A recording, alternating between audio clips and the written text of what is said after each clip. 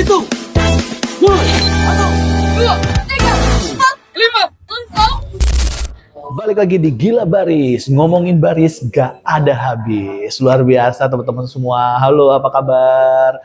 Di sini balik lagi di episode yang kedua. Kak Reja akan ngomongin baris. Banyak lagi yang kita bahas. Tapi ini lebih dalam lagi pembahasannya. Dan teman-teman pasti penasaran, ada siapa sih di sebelah saya? Di sebelah saya ini salah satu mentor saya juga. Kalau dibilang ya senior saya juga di perdunia baris ini. Kalau bisa dibilang ya, dari awal paskibra ataupun baris di Lampung, beliau sudah mengenal gitu. Jadi, dan dia juga kalau ngomongin pramuka juga dia ngerti gitu ya. Kita ngobrol bareng sama beliau. Beri tepuk tangan yang meriah untuk Bang Yos. Yeay. Apa kabar Bang? Alhamdulillah Kak Reja, luar biasa ini luar biasa diundang ke sini ya. Hayan, terima kasih lu ini Bang. Udah lama banget udah nggak ketemu Bang Yos yang kita ngobrol. Ya, memang lagi sembunyi nih sekarang. Sembunyi dari apa ini Bang? Dari 74 kilo. Aduh, ya siap. Nah, lama banget dari terakhir podcast sama Bang Is, mungkin teman-teman lihat di YouTube saya itu kita ngebahas tentang apa ya Bang? Karir Bang ya. Ya. Nah ini mungkin agak sedikit berbeda dan ini mungkin lebih dekat lah dengan ya pergolakan pembarisan ini sekarang ini ya. Mungkin dari Bang Is, apa sih Bang sekarang dunia baris ini sebagai gambaran Bang ya? Udah dibilang besar ya, alhamdulillah. Dengan gerakan-gerakan yang lomba variasi formasi yang segitu demikian era baris. Nah kalau dari Abang dulu di dunia baris itu fokusnya kemana Bang? Biar dari teman-teman itu tahu gitu loh, apa sih tujuannya memang seharusnya baris berbaris ataupun pembinaan kesiswaan seperti itu. Baik, makasih Kak Reja. Nyapanya apa nih Kak Reja? Pembaris. Teman-teman pembaris. Jadi kalau ditanya bagaimana di masa lalu ketika saya masih SMP, SMA atau awal-awal kuliah, sebenarnya baris itu sudah heboh juga Kak Reja. Sudah banyak. Level pertandingannya itu udah sampai tingkat kecamatan, kalau di pramuka itu kuarteranting gitu kan. Kalau terus tingkat kabupaten, kota, antar provinsi itu sudah pernah. Dan kalau untuk level nasional mungkin ketika ada kegiatan-kegiatan yang sifatnya nasional ya. Kalau di pramuka itu ada lomba tingkat 1, 2, 3, 4, 5 gitu ya, 5 tingkat nasional, tuh ada jambore nasional kalau di pramuka gitu. Tapi bahwa baris berbaris hari ini kelihatannya booming itu karena memang didukung oleh media. Ya. Nah, sebenarnya seperti itu. Hanya saja memang dulu belum ada yang variasi. Variasi itu kan hanya tambahan ya. Tapi kalau hari ini kelihatannya memang sangat ditonjolkan sekali ada PBB variasi. Jadi kalau ditanya apakah dulu sudah ada? Sudah gitu. Bahkan saya waktu SMP itu adalah termasuk kelompok peleton yang sering meraih juara di Provinsi Lampung gitu kan. Tapi itu pramuka ya gitu ya. Belum yang ketika saya SMA, awal-awal kuliah di sekitar tahun 90-an sampai 97 itu mulai ada baris berbaris lomba yang levelnya antar sekolah gitu ya di Lampung. Itu seprovinsi Lampung bahkan. Jadi artinya peningkatannya sudah luar biasa, dan kalau sekarang sampai ada sirkuitnya, ada eventnya nasional berganti-ganti di berbagai daerah, ya ini karena perkembangan teknologi dan informasi juga, saya pikir seperti itu. Seperti itu Bang. Dan memang dari awal dengar Bang ini kayak pendiri paskibra pertama loh guys ini. Di Lampung. Di Lampung. Nah, di luar belum ada lagi. Boleh nggak sih Bang sedikit ceritakan gitu lah, apa proses dari awal ya? Mungkin tadi Abang bilang dulu baris itu mulai dari pramuka bla bla bla. Nah kalau paskibra ini apakah memang dia langsung ada paskibra ataupun memang ada sebelum paskibra itu ada apa? Nah kita mau tahu dulu nih sejarah terbentuk ataupun terhimpunnya ada namanya paskibra di Lampung itu seperti apa tuh? Kalau singkatnya paskibra di Lampung itu bermula dari ekskul paskibra yang ada di SMA Negeri 2 Bandar Lampung pada tahun 1991. 91, lama juga ya. 91 itu berdiri pertama kali itu di SMA Negeri 2 Bandar Lampung. Siap. Kemudian yang kedua yang sejenis ada namanya PASUS, pasukan khusus itu ya. Itu di SMA Negeri 2 Teluk Betung. Dulu SMA Negeri 2 Bandar Lampung itu SMA Negeri 2 Tanjung Karang. Nah ini SMA Negeri 2 Teluk Betung. Sekarang SMA Negeri 8. Jadi kalau dalam sejarahnya yang pertama itu SMA 2 Tanjung Karang, SMA 2 Bandar Lampung sekarang. Yang kedua itu SMA Negeri 2 Teluk Betung yang sekarang SMA Negeri 8. Itu yang punya organisasi serupa. Yang ketiga itu justru adalah SMA Negeri 1 kelas jauh atau yang dikenal sekarang dengan SMA Negeri 10. Oh, SMA 10 tuh kelas SMA jauh 10 Bang. itu SMA Negeri 1 kelas jauh. Jadi itu awal-awalnya. Tapi kalau ditanya dari mana? Nah, beda ya kalau pada tahun 90-an itu informasi itu kan baru ada surat menyurat. Kalau nelpon tuh harus ke wartel. Wartel ya namanya gitu ya. Jadi agak susah. Jadi ada salah seorang adik junior saya di Pramuka, anggota TNI ya, sekarang udah kolonel pangkatnya. Itu punya kakak yang sekolah di Bandung. Nah, kemudian menyampaikan bahwa ada ekskul namanya Paskibra.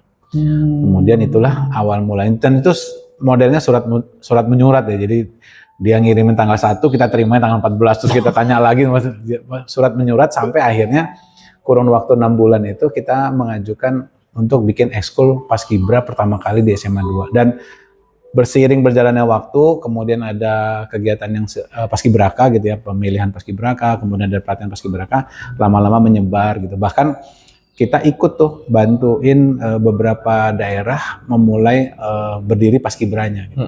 Seperti di Lampung Tengah itu waktu itu kota metro, Lampung Tengah, Lampung Timur itu kan masih di kota metro dulu, masih di metro. Kotif Metro dulu namanya. Itu kita bantuin berdirinya, kemudian lama-lama menyebar lah gitu.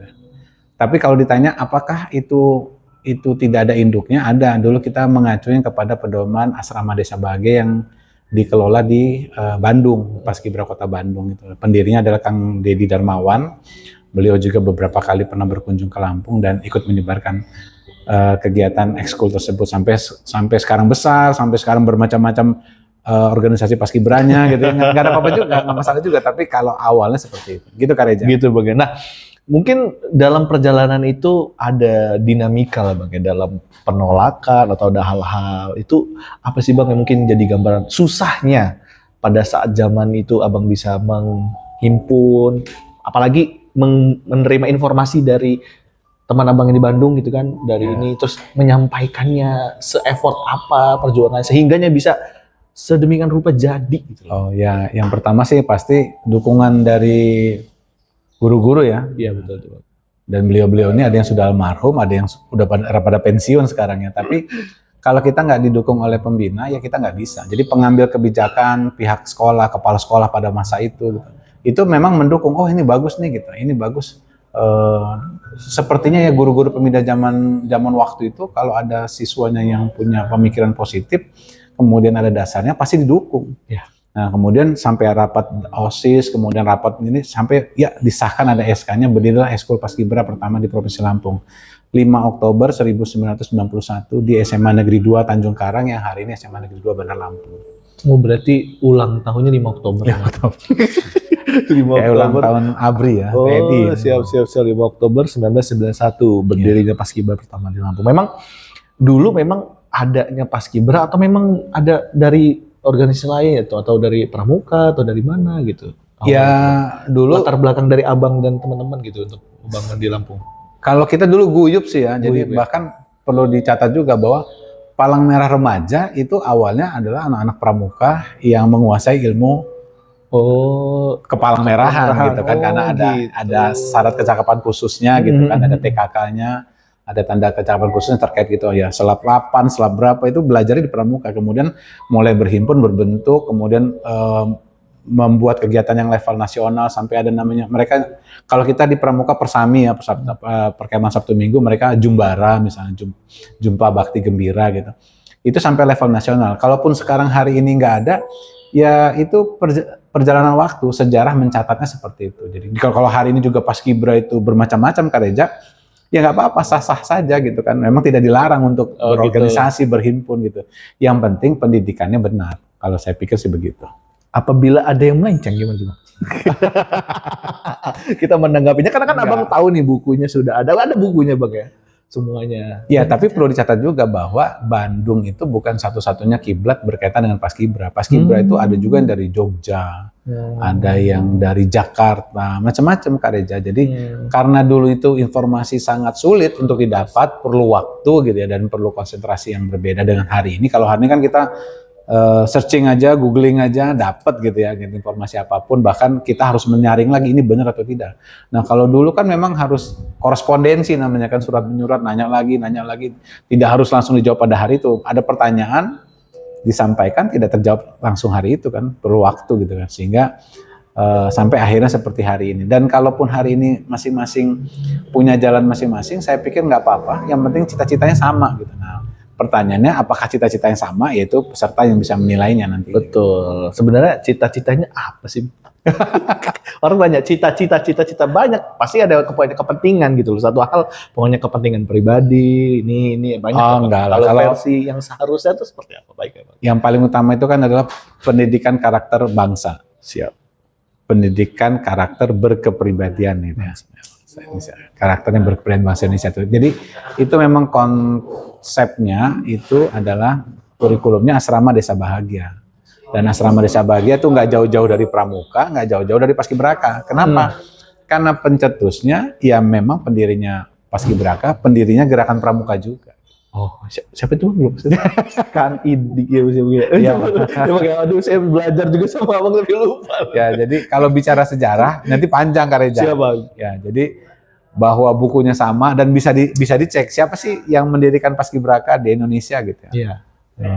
Kenapa dulu namanya paskibraka, kemudian kapan itu paskibra berdiri. Di Bandung itu paskibra berdiri tahun 1981, 10 tahun sebelum di Lampung mulai berkembang. Artinya masa waktu itu memang informasi sekali lagi sulit didapat gitu ya. Kita mendengarnya itu karena ada adik kelas, kakak kelas yang dulunya SMP-nya sama-sama sekolah di SMP 2 tapi SMA-nya di Bandung. Kemudian ikut ekskul itu gitu. Nah, itu kan butuh waktu untuk sampai informasi ke kita kemudian berkembang di Lampung. Tapi sekali lagi bicara sejarah, ya itu bisa dibaca Kak Reza. Dicari di internet juga ada. Paskibra Bandung bisa, Paskibra Bandar Lampung itu bisa dicari di internet bisa. Tapi kalau konteksnya adalah pendidikan karakter, bagaimana kita tahu yang benar sama yang tidak, yang baik sama yang tidak, dan kemudian kita memilih jalan hidup kita masing-masing. Kira-kira seperti itu. Seperti itu Bang, wah luar biasa. Jadi teman-teman semua mungkin sedikit terbukakan lah ya. Ini pertanyaan-pertanyaan ini apa, asal dari mana ya? Ini sedikit membuka pikiran kita semua sih Bang sebenarnya tentang baris bebas, apalagi dunia paskibra khususnya yang mungkin di Lampung lah, karena tinggal di Lampung ya. Tapi kalau di daerah masing-masing tadi sebenarnya sudah sampaikan ada versi masing-masing karena terhambat informasi yang terbatas tadi Bang ya. Seperti itu. Tapi mungkin banyak juga nih yang muncul pertanyaan kayak apakah paskibraka itu sama dengan paskibra ataukah pramuka itu bisa dibilang paskibra atau gimana gitu? Sebenarnya saya tidak dalam kapasitasnya untuk menjawab itu karena tapi kalau berdasarkan pengalaman ya paskibra itu pasukan pengibar bendera, tugasnya ditugaskan pada waktu-waktu tertentu. Kalau paskibraka itu sebenarnya adalah pasukan pengibar bendera duplikat bendera pusaka belakangan gitu ya. Kalau awal-awalnya bendera pusaka yang dikibarkan. Tapi berikut-berikutnya duplikat bendera pusaka. Dan bahwa dulu ada di bawah Kementerian Pemuda Olahraga, hari ini ada di bawah BPIP misalnya. Jadi di provinsi itu tadinya di bawah Dispora, kemudian sekarang ada di bawah Kesbangpol misalnya, itu kan perjalanan sejarahnya ya. Gitu. Tapi bahwa orang-orang yang berkecimpung di situ awalnya dari gerakan pramuka, ya sebagian besar sih dari pramuka memang aktif di pramuka. Bahkan dulu calon paskibraka itu ada yang utusan dari kuartir cabang, gitu Bang. Ya tidak semuanya dari sekolah ya. Kalau sekarang kan wajib ya dari diutus sekolah, diseleksi di tingkat kecamatan, diseleksi di tingkat kabupaten kota, kemudian diutus ke provinsi. Yang nggak lulus ke provinsi jadi paskibraka di kabupaten kotanya, gitu kan. Dari provinsi. Nah sekarang berkembang lagi, yang dikirim ke nasional itu 2 pasang atau 3 pasang, nanti dites lagi di Jakarta, kemudian dipulangkan. Jadi paskibraka provinsi, yang dipilih 1 pasang jadi paskibraka nasional. Pernah seperti itu, berganti lagi, dan itu kan kaitannya kebijakan, tidak ada yang ajak gitu ya. Jadi aturan itu berdasarkan kebijakan dan keperluannya, kebutuhannya negara saat itulah, kira-kira seperti itu. Itu gambarannya Kak Reza. Siap. Jadi jauh lah. Kalau paskibraka cuma ekskul, kalau paskibraka itu penugasan sekali itu aja. Oh, iya. Harusnya sih 1 orang itu sekali seumur hidupnya ketika dia kelas 1 naik kelas 2. Tapi sekali lagi itu aturan belakangan. Dulu kelas 2 naik kelas 3 juga boleh. Ya, saya juga pernah dulu kelas 2 ke kelas 3 itu seleksi. Seleksi ya. Cuman nggak lulus ya kan? Nggak lulus. 3 tingginya kurang 1 senti. 169, waktu itu 170. Masih 170 kali Bang ya. Oh, zaman saya mah 165 malah. 165, oh. Iya. Pernah 155, 160. 160, yang putri itu 160 kan. Siap. Berarti perkembangan memang dunia baris itu begitu pesatnya Bang ya. Kalau dikaitkan dengan baris, sebenarnya sekali lagi, baris itu paskibraka itu bukan ahli baris atau pramuka itu pasti jago baris gitu, enggak. Karena kalau di pramuka sendiri dia hanya salah satu dari tanda kecakapan khususnya aja gitu. Hanya salah satu keahlian dari banyak keahlian yang harus dia kuasai. Sama, apakah purna paskibraka atau yang pernah tugas jadi paskibraka pasti jago baris? Ya enggak lah. Kan di paskibraka itu yang diajarin gerakannya cuman terbatas. Langkah tegap. Ya, langkah tegapnya juga terbatas. Iya. Jalan di tempatnya juga terbatas. Bukan yang menguasai seperti apa, enggak. Karena saat penugasan pun yang dibutuhkan terbatas. Tidak semua gerakan dipakai gitu. Jarang paskibraka itu ada yang formasinya melintang gitu kan, nggak ada gitu kan.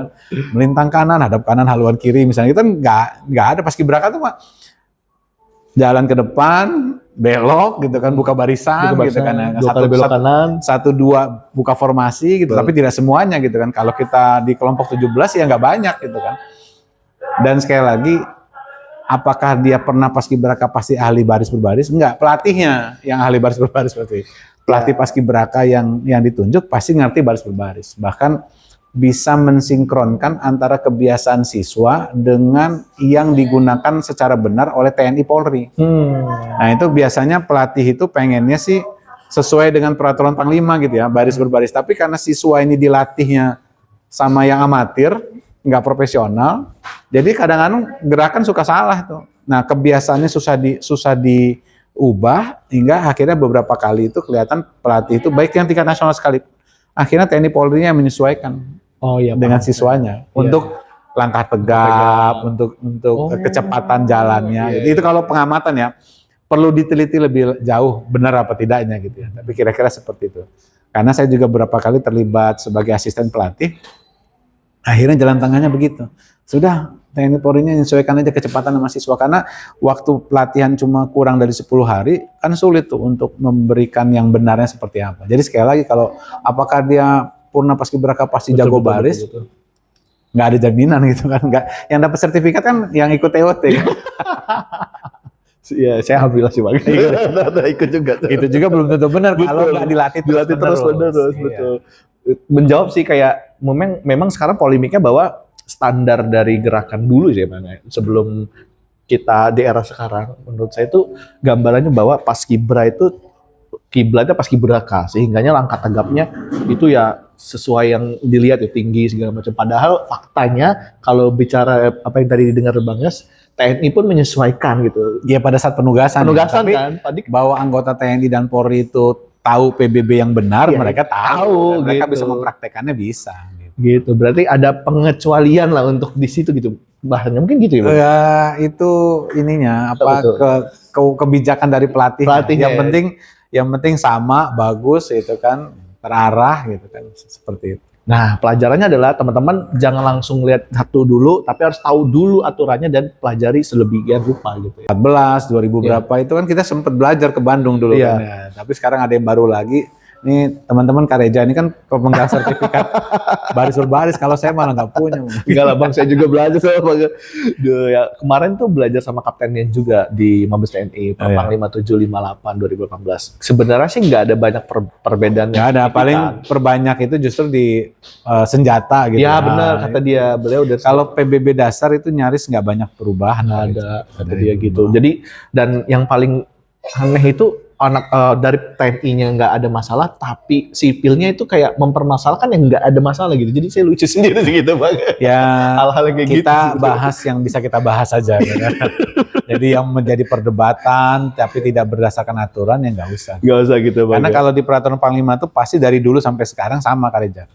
Dulu kan peraturan Panglima ABRI ya, sekarang peraturan Panglima TNI. Tapi sama konsep gerakannya bahwa jarak kaki rata-rata air itu seperti apa, berapa senti, kemudian langkah tegap itu seperti apa, itu pasti sama gitu kan, nggak ada perbedaan. Yang banyak berubah itu kan bagaimana perlakuan terhadap senjata atau yang lain-lain gitu kan. Seingat saya seperti itu Kak Reza. apakah memang selamanya paskibra harus baris berbaris aja bang?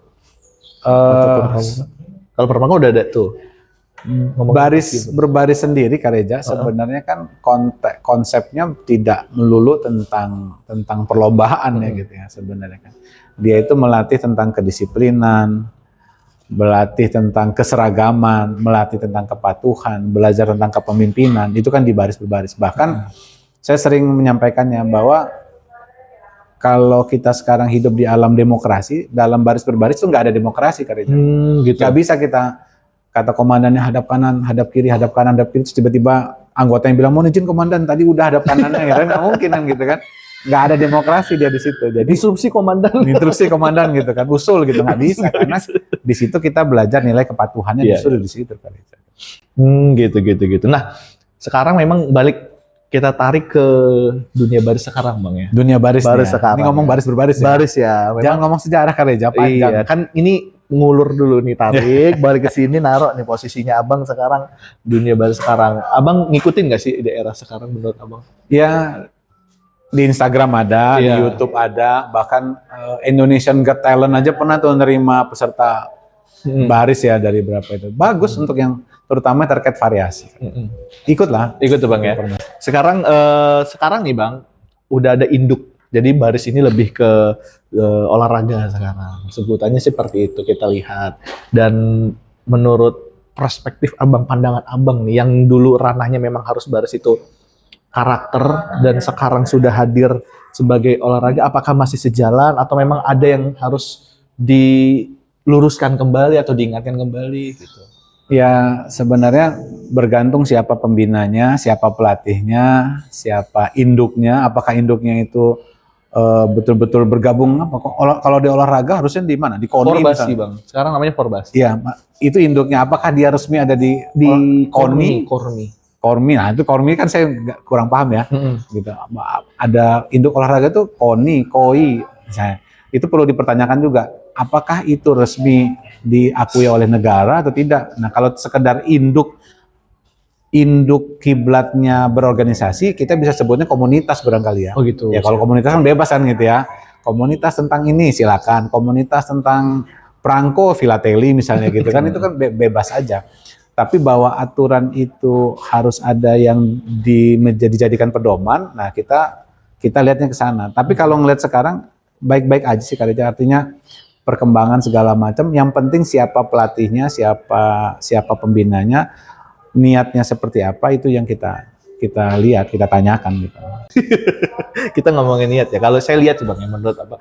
Sekarang terjadi di dunia baris kayak dia pasukannya harus menang, akhirnya menghalalkan segala cara itu ada aja.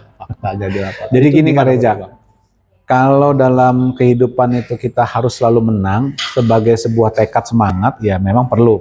Namanya kita punya goals ya, punya tujuan gitu.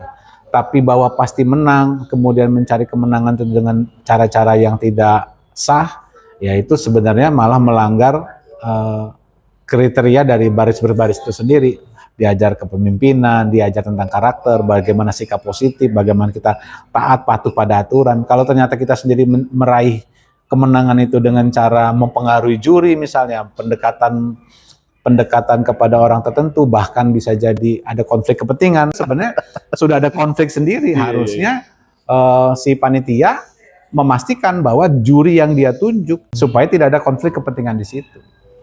Itu bang ya. Iya, dunia sedang seperti itu Kareja. Konflik of interest itu sangat penting sekali. Kalau ngomongin tentang baris sekarang bang ya, yang difokuskan menurut saya itu kayaknya sudah tidak sejalan dengan apa yang tadi abang omongin di awal, yang harusnya karakter segala macam. Mana sekarang kita pun dari dunia baris itu tidak mencontohkan kepada adik-adik kita karena fokusnya itu tadi hasil. Bukan untuk memberi contoh. Kayak misalnya saya pelatih, ada beberapa pelatih mungkin ada juga yang bagus, tapi ada juga pelatih yang tidak mencontohkan. Nah itu nggak natural lagi sebagai baris. Apakah itu udah mengotori bahasanya? Nah, jadi kembali lagi gini Kareja, apa yang menjadi niat dari para pembina dan pelatihnya itu yang harusnya diluruskan. Tapi bahwa kita menilai bahwa itu benar atau salah, kita tidak pada kapasitasnya untuk melakukan itu.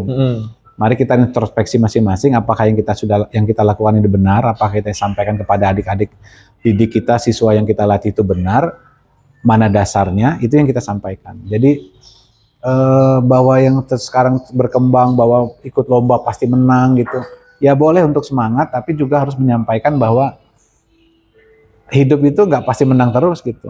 Nah, maka nilai-nilai yang disampaikan adalah apanya nih? Oh, pengorbanannya, perjuangannya, kedisiplinannya, bagaimana prestasi itu bisa diraih. Bahkan ada yang sudah sungguh-sungguh pun itu bisa nggak jadi, nggak dapet karena berbagai faktor. Nggak apa-apa kalau dia sudah melakukan yang benar, insya Allah ada buahnya, ada hasilnya. Tapi bahwa hasil itu adalah halus piala, bagi saya pribadi, setiap adik didik, setiap siswa didik yang kita latih dalam komunitas apapun, kalau hari ini kita bicara tentang baris berbaris, sesungguhnya mereka adalah piala-piala itu sendiri. Bagaimana kita dapat siswa, dapat adik kelas, dapat adik-adik tingkat yang punya karakter baik, punya kedisiplinan, punya kepatuhan yang baik, taat kepada orang tua, menyayangi keluarga, sayang sama kakak atau adiknya, menghormati gurunya di sekolah. Itu adalah piala-piala yang sebenarnya yang kita latih di komunitas manapun kita dengan niat yang baik. Saya pikir gitu, Kak Reza. Berarti yang paling berharga itu memang orangnya, Bang. Ya, kalau di tentara itu kan man behind the gun gitu, Iya, ya. Bukan betul. soal senjatanya keren apa enggak, tapi tentara itu terlatih atau tidak. Mantap itu. Potong clipper. Itu quotes-quotes dari Bang itu mantap itu ya. Nah, itu salah satu membuka sih pikiran saya, Bang. Cuman ada beberapa yang mungkin ini kita bisa jadi bahasan diskusi juga, Bang. Kayak ada beberapa pelatih dia memposisikan bahwa pasukan dia udah hebat lah. Ya. Tapi dia nggak mau tergeserkan. Itu ada beberapa itu. Sehingga ketika dia tergeserkan, dia merasa kayak dijatuhkan gitu loh. Dan orang-orang Kalau nggak menang gitu. kalau nggak menang. Padahal saya sempat berdiskusi juga dengan beberapa teman pelatih bahwa saya bilang gini, emang kenapa sih kalau nggak menang, emang apa salahnya? Iya.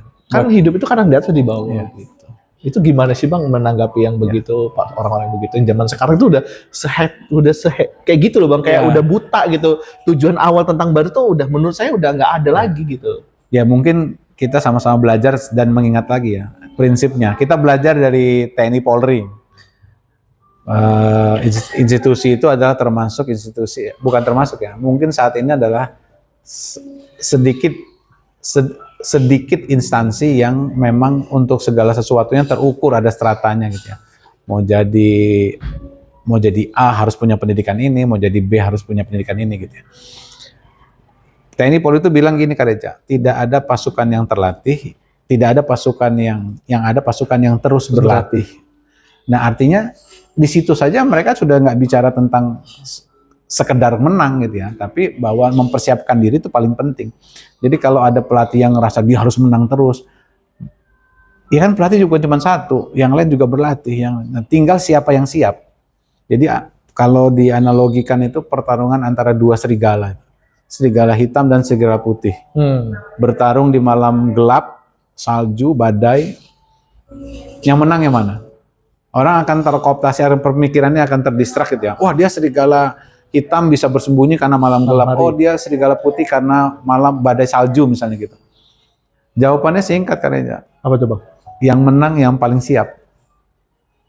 Yang perutnya kenyang mungkin ya, yang berlatih terus, yang cakarnya, yang gigitannya cakarnya diasah, gigitannya itu, dan dia jago melompat, menerkam dan lain-lain. Ya sama, kita juga siapa yang menang, yang paling terlatih. Jadi nggak harus semuanya itu diukur dengan piala.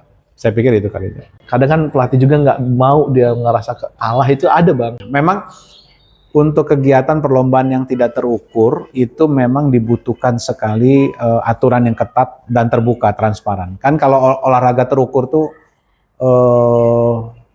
renang misalnya ya, itu pun masih bisa.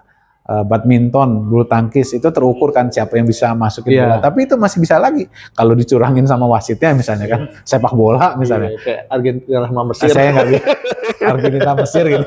Enggak, saya nggak mau ikut-ikutan juga itu kan. Kita ngomongin baris nih. Nggak ngomongin FIFA kan ya. Ya kira-kira seperti itu Kak Reza.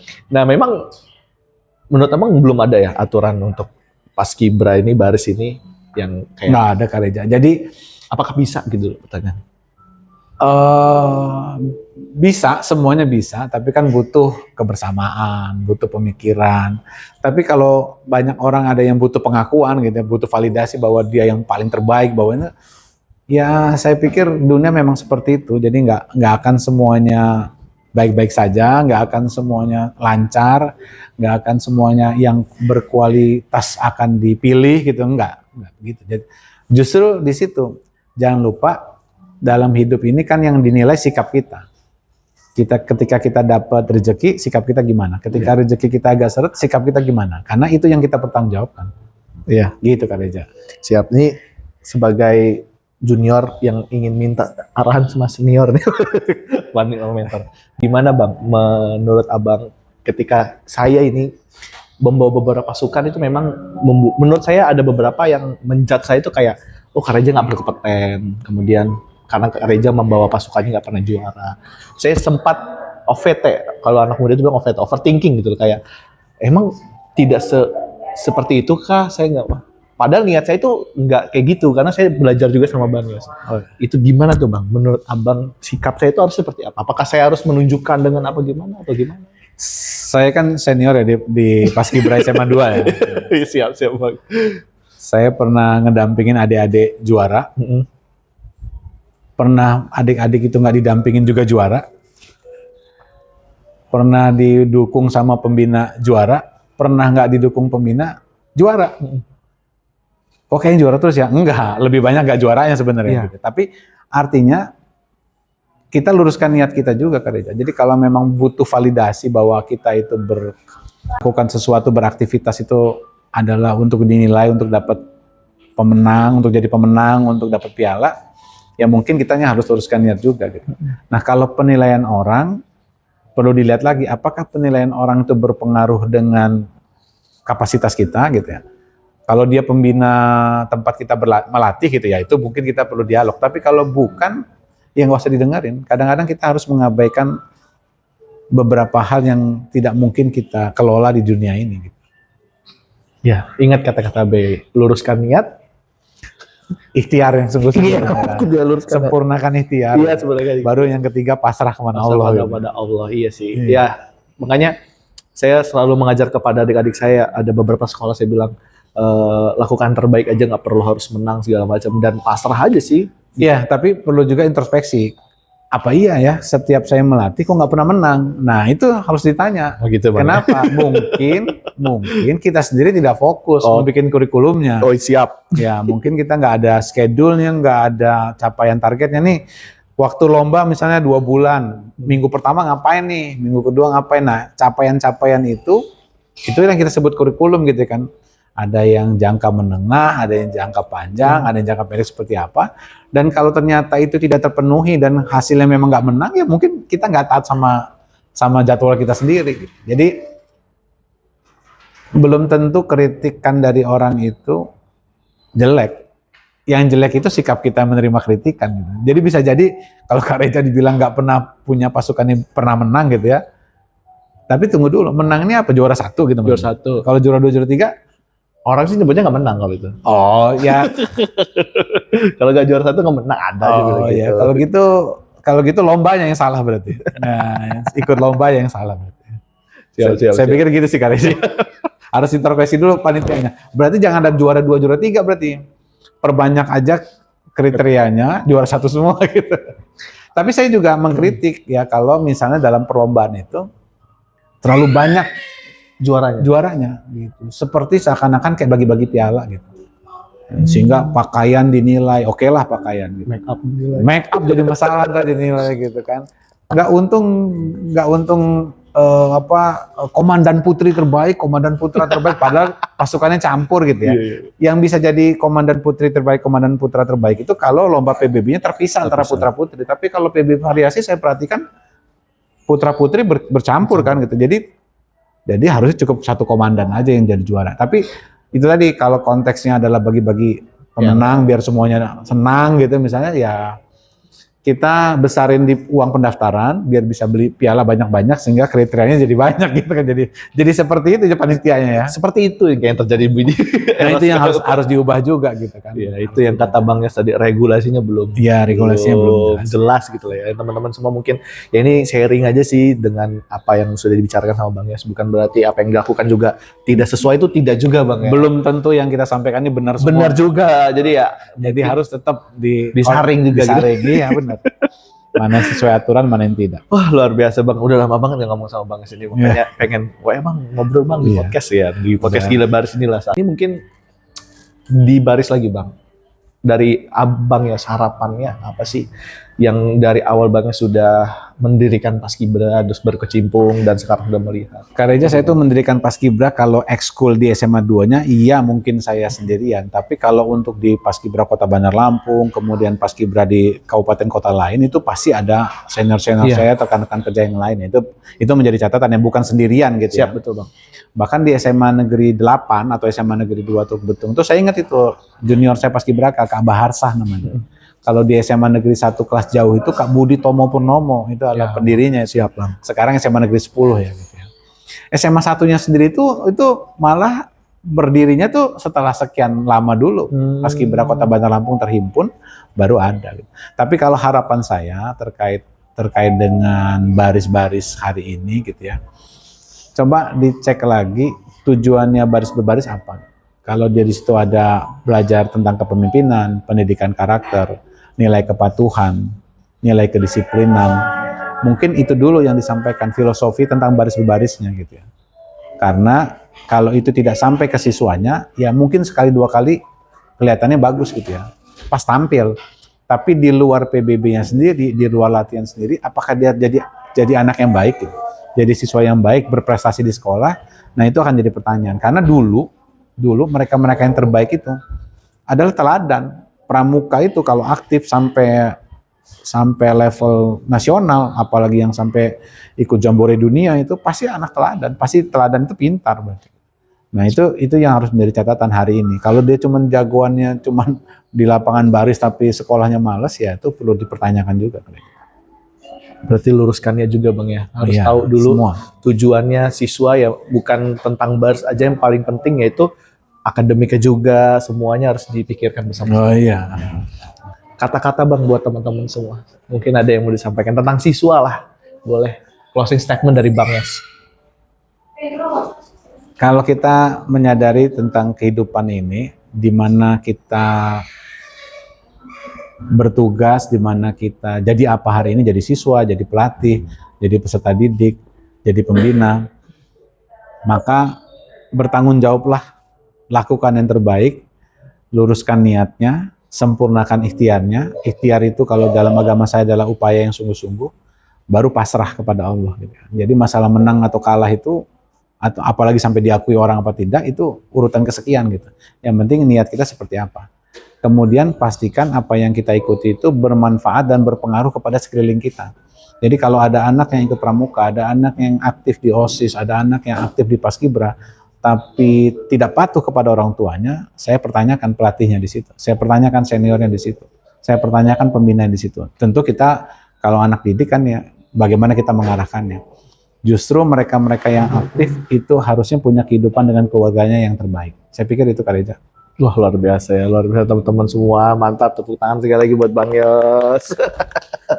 Sekali lagi terima kasih loh Bang udah mampir di Gila Baris. Mungkin nanti kalau misalkan rame teman-teman ya episode bareng Bang Yos, bisa langsung komen aja di bawah kalau mau nanya lagi, dan ntar kita kan episode ketiga mungkin sama Bang Yos ngomongin baris. Mungkin nggak berdua atau bertiga gitu sama yang lain biar lebih seru kalau ada pelatih yang lain ya. Iya, nanti kita undang lagi yang tamu selanjutnya ya. Kalau gitu teman-teman semua jangan lupa tonton di Gila Baris episode selanjutnya. Balik lagi nanti sama Kak Reza di Gila Baris. Ngomongin baris gak ada habis. Dadah.